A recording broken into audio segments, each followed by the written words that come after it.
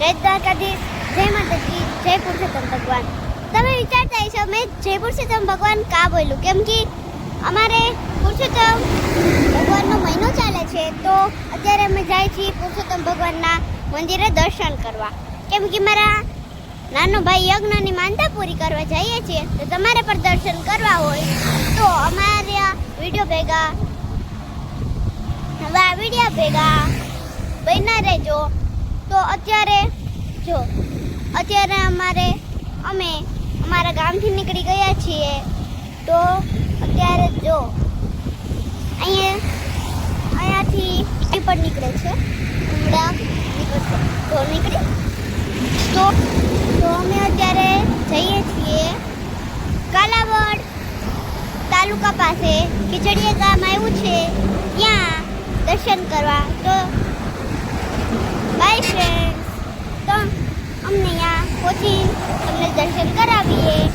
Bye bye. અને અમે ફલા ગામની આગળ કંકાટી ડેમ પહોંચ્યા છીએ. એનું પાણી અમારી વાડી સુધી પહોંચે છે. તો જો એ કંકાવટી ડેમ છે.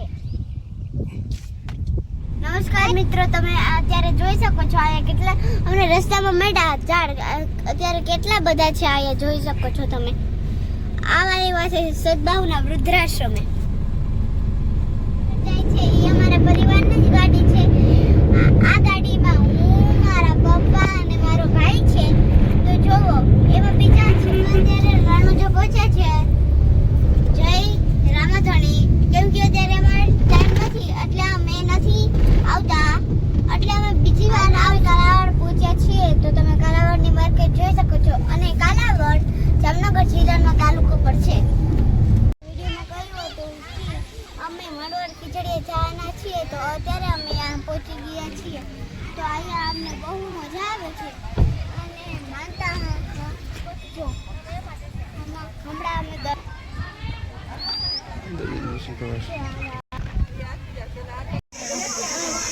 ભાગ્યશાળી હતા, કેમ કે અમે આરતીના ટાઈમે પહોંચ્યા અને ભોળનાથ મહાદેવ પર છે અને નોટિસ બોર્ડ પર છે, તમને પછી દેખાડશે.